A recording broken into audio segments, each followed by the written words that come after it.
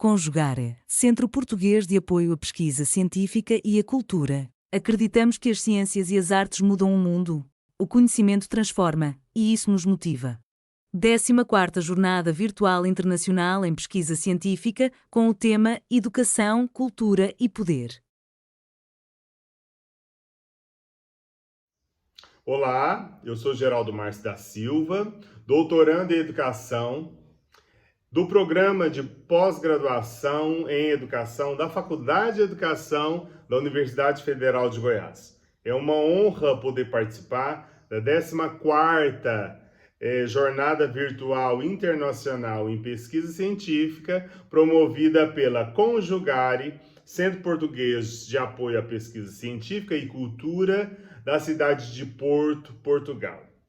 Para esse momento, eu trago o seguinte tema: a educação, Rousseau e a formação da sensibilidade na primeira fase da vida. E aí nós iremos discutir alguns pensamentos do Genebrino no livro Emílio ou da Educação. E para esse momento, para iniciar essa conversa, eu trouxe uma epígrafe dentro desse texto que nós iremos publicar na 14ª Jornada Virtual Internacional de Pesquisa Científica. Na epígrafe diz o seguinte, do Emílio: como a primeira condição do homem é a miséria e a fraqueza, seus primeiros sons são a queixa e o choro. A criança sente as suas necessidades e, não podendo satisfazê-las, implora o socorro de alguém através dos gritos. Se tem fome ou sede, chora. Se sente muito frio ou muito calor, chora. Se precisa de movimento, mas a mantém em repouso, chora. Se quer dormir, mas a agitam, chora. Quanto menos dispõe de sua maneira de ser, mais ela exige que a mudem. Só tem uma linguagem, porque só tem, por assim dizer, um tipo de mal-estar na interpretação de seus órgãos. Não distingue suas diferentes impressões. Todos os males formam para ela uma sensação de dor. Este trabalho investiga o pensamento do genebrino Jean-Jacques Rousseau sobre a formação da sensibilidade na infância, especialmente nos dois primeiros livros de sua obra intitulada Emílio ou da Educação. Parte-se da concepção de que a razão humana tem, inicialmente, um caráter sensitivo. Analisa-se como os sentidos, a visão, a audição, o olfato, o paladar e o tato. Constituem os fundamentos da experiência e do conhecimento dos primeiros anos de vida da criança. A partir disso, destaca-se o papel da natureza, da liberdade e do contato direto com o mundo, como elementos fundamentais do processo educativo. Argumenta-se que, para Rousseau, a educação sensível precede e sustenta a formação moral e intelectual, sendo condição indispensável para o desenvolvimento integral do ser humano.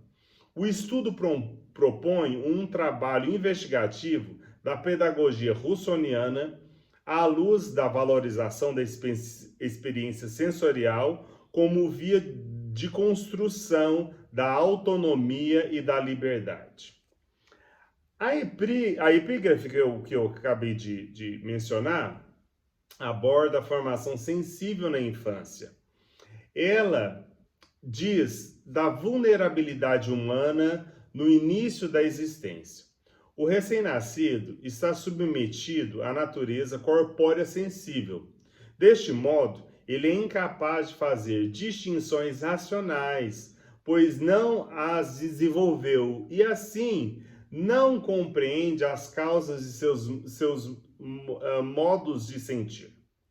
O infante vive imerso em um mundo experimental totalmente difuso. Ele é tocado tanto pela dor quanto pelo desconforto. O choro, causa do seu sentir, torna-se não somente uma reação dada pela fisiologia, mas dita um comportamento instintivo e puramente animal que apresenta a primeira maneira de se comunicar. Neste caminho, nessa primeira expressão de sentimento, dá-se os primeiros sentidos da formação do humano. Assim, nasce a primeira linguagem, puramente afetiva, que expressa a interdependência de um ser humano a outro que lhe assegura a vida. Portanto, essa epígrafe revela que, para Rousseau, a educação da sensibilidade é a primeira forma de se ingressar no mundo.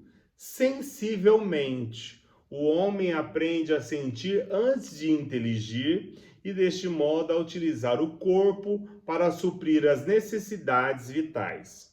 Das dores físicas nascem os primeiros laços de afetividade entre os homens e, portanto, a consciência da própria existência. Ao chorar, a criança revela não somente uma dor física, mas reflete a necessidade do outro, ou seja, a incapacidade de agir por conta própria. Neste caso, a necessidade do outro, e principalmente do cuidado deste, inaugura uma troca entre os humanos, que se compreende como alteridade e por sentimentos de confiabilidade. Nesse caminho, desde a infância, funda-se, por meio do que aprendem com a natureza, a possuir uma vida ética pautada no relacionamento entre os humanos. Rousseau, ao afirmar que os males formam na criança uma sensação denominada dor, pensa que na primeira fase da vida, o ser humano é incapaz de separar os estímulos e os conceitos ao que engloba as experiências humanas. Esses estímulos necessitam da memória, capacidade de acessar o que está armazenado na mente, ou da recordação, aquilo que está armazenado nos sentimentos adquiridos na vida, ou das lembranças, aquilo que foi vivido e não se esquece. Essas representações de sentimentos fazem parte do itinerário que as crianças ainda não são capazes de possuir, dado o curto período de vida que possuem.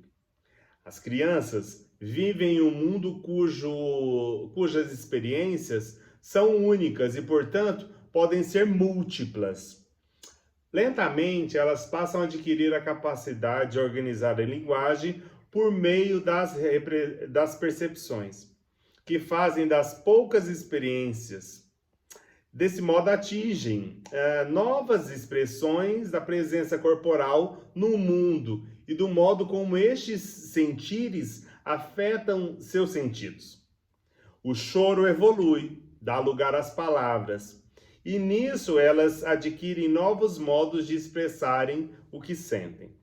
Portanto, essa epígrafe representa o início, tanto teórico quanto pedagógico, do que Rousseau pensa o modo como é possível acolher a criança no mundo, tanto por sua fragilidade quanto por sua capacidade de entender, capacidade essa de entender como seu próprio corpo funciona ao modo da natureza.